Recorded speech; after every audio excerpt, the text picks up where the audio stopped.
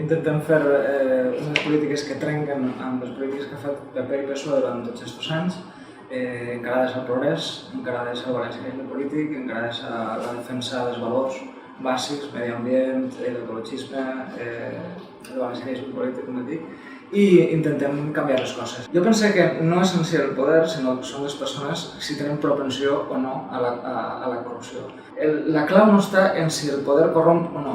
La clau està en si el teu partit té uns mecanismes per a acabar amb la corrupció. És a dir, si en el cas que es dona, detectar-la i castigar de manera punible a les persones que ho han fet i eliminar-la de l'equació. Dos centres de salut tenen una placa de quan va inaugurar-lo Blasco i a més és un cas flagrant de corrupció, tenint en compte que va ser en una qüestió molt sensible. Nosaltres volíem que això acabara una vegada per totes i jo crec que altres poblacions s'haurien de fer el mateix. Han tingut 8 anys per a derogar, si volien, el reglament de normalització lingüística.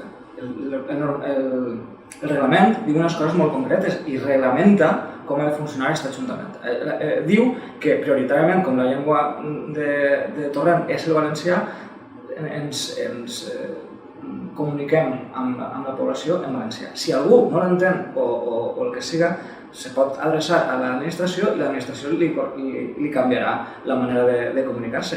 Però no hem tingut aquestes queixes que ella diu i a més han tingut 8 anys que han gestionat l'Ajuntament per a canviar o per a modificar aquest reglament de normalització lingüística i no ho han fet. Ara que no vinguin demanant una qüestió que ells no han volgut canviar. Simplement un himne que no ens representa, que diu que la Federació de Noves a Espanya, tenint en compte la quantitat d'infrafinançament punitiu al llarg d'aquests últims anys, des del 75 fins ara, i podríem tirar més enrere si volguem, però simplement posem aquesta data per la mort de Franco. El tema d'intentar que l'alcalde estiga involucrat dins de l'Església, dels actes religiosos, a nosaltres no ens pareix bé. La Constitució diu que és un estat confessional. I aquest estat confessional significa que la relació entre l'Estat, que en aquest cas és l'Ajuntament, i l'Església no ha de ser oficial, no ha de ser institucional. I per tant, el que proposem és que l'alcalde i els regidors, si volen anar a la professó, tenen tot el dret del món, però que vagin fora d'un sèquit de very important people, que és el que al final fan. Hem demanat respostes sobre la situació de diversos casos, de diversos conflictes que n'hi ha en el poble, perquè la veritat és que en el tema dels animals falta una sensibilitat institucional i el que hem vist és que les respostes tarden en arribar i en aquest sentit nosaltres seguim treballant i seguim buscant maneres de que l'Ajuntament se crea fermament el que és la defensa dels animals. Jo crec que això és demagògia, en el sentit que una cosa és que a l'Ajuntament de Torrent, és a dir, als torrentins, als contribuents, a l'alcalde no li costa el que li costava a Empar Folgado. Això és veritat. Però no és veritat que ell no cobra en la mateixa quantitat. Si sumem el que cobra de dietes, que segons ens va dir eren 23.500, però això és el mínim, perquè després si se fan unes plenaris, si se fan unes juntes de govern, això implica que va pujant la quantitat, és a dir, això ho sabrem en el moment en què acabi la legislatura o que acabi l'any, per exemple, per a fer-nos una idea del que són 12 pagues, i després, a banda del que cobra d'això, està cobrant també la pensió. Per tant, què entra